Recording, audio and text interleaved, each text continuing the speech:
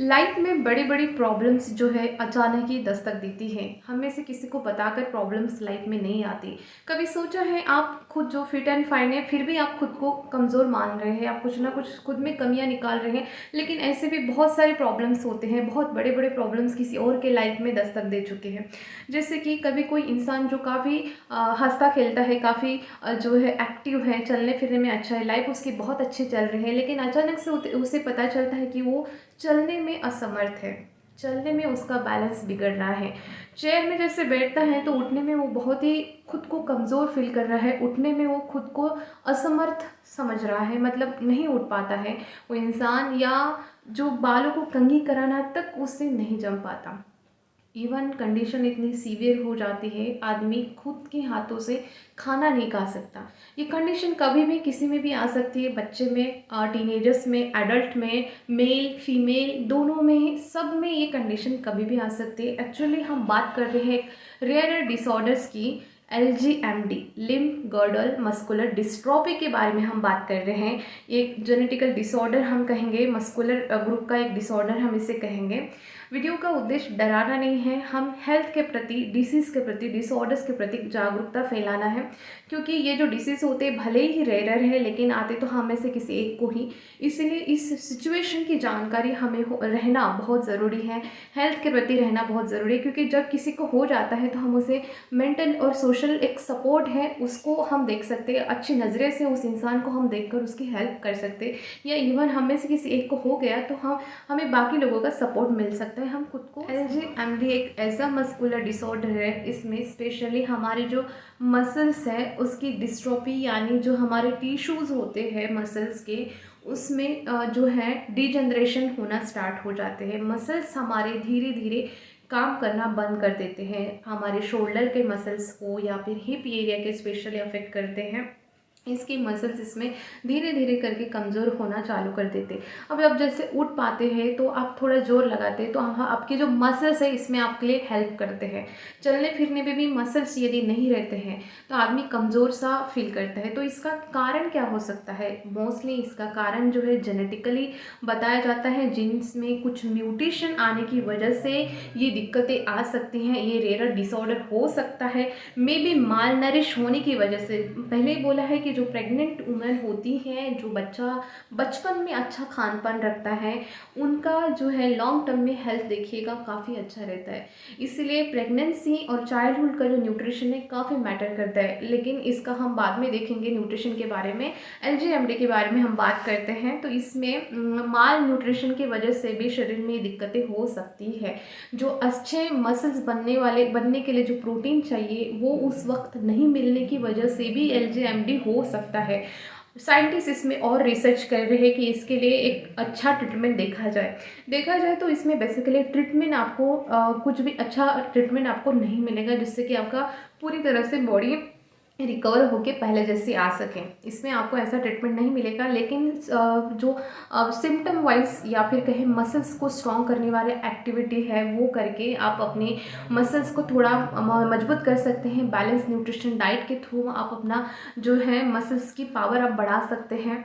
तो LGMD किसी को भी होने से घबराना नहीं है। हाँ, होता है अचानक से ये चीज़ें सुनकर, क्योंकि सामने का जो होता है, जब ऐसे सिम्टम्स कैसे वर्स होंगे ये डॉक्टर्स आपको समझा देते हैं कि किस तरह से आपकी सिचुएशन हो सकती है आगे में। लेकिन देखिए, पर्सन टू पर्सन जो है सिम्टम्स डिफरेंट होते हैं, मतलब ऐसा नहीं कहेंगे डिफरेंट नहीं, सेम ही कहेंगे, लेकिन उनकी जो इंटेंसिटी है वो डिफरेंट होती है।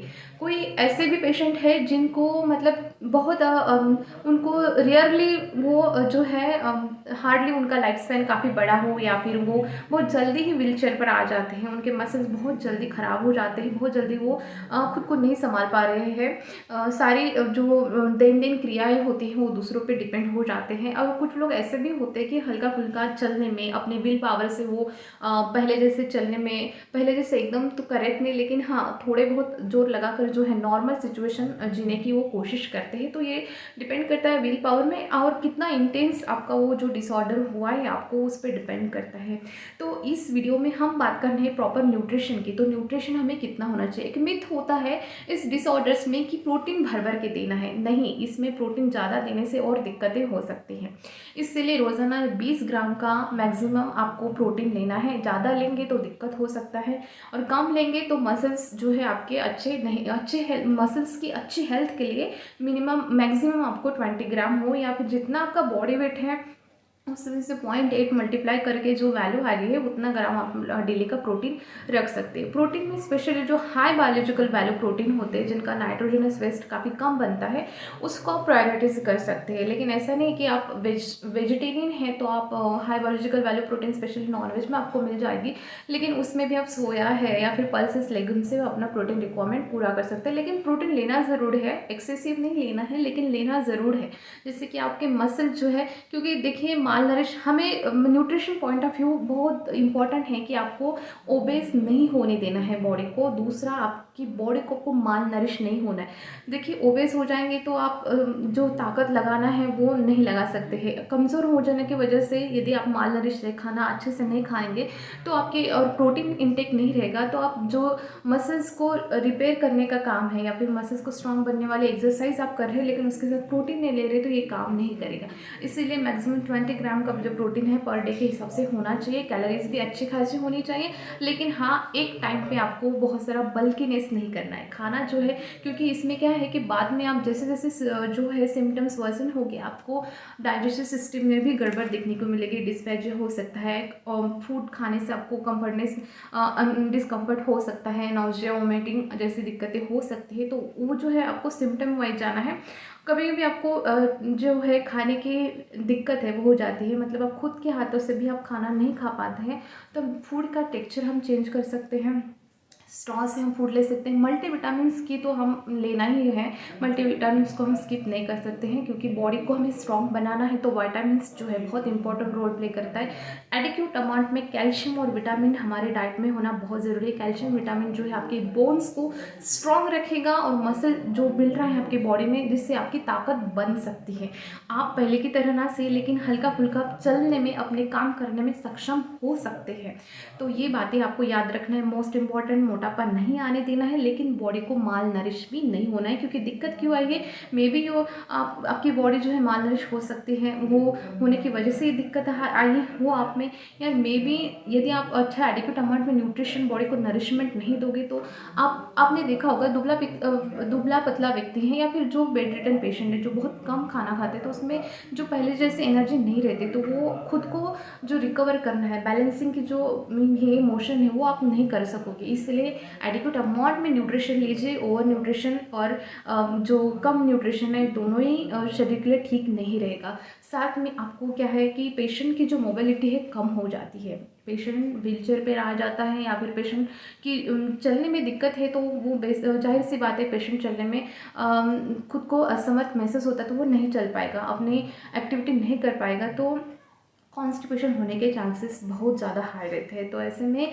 डाइट में आपको फ्लूइड इंटेक बहुत अच्छा रखना है। साथ में आपको सलाद की क्वांटिटी ज़रूर रखें, रफेज रखें, खाने में फाइबर अच्छा रखें। जितना फाइबर रखोगे उतना कॉन्स्टिपेशन नहीं होगा, खाना इजीली डाइजेस्ट हो जाएगा और ये दिक्कतें आपको नहीं होगी। सिम्टम वाइज जाना है। इसके बाद जैसे आपको कुछ भी खाने के रिगार्डिंग जो भी दिक्कतें आती, खाना नहीं छोड़ना है। जो आपको सिम्टम्स हो रहे हैं उस पर आपको सोल्यूशन देखना है कि इस पर आप क्या वर्क कर सकते हैं। यदि आप चबाने में आपको दिक्कत हो रही है तो आप खाने का जो टेक्सचर है वो चेंज कर सकते हैं। सॉफ्ट लिक्विड टाइप का आप खिचड़ी बना सकते हैं, उसमें दाल वाल मिक्स करके ऑल वेजिटेबल्स डाल करके आप एक होल मील आप बना के 1 पॉट डिश जो है वो आप करके आप खा सकते हैं।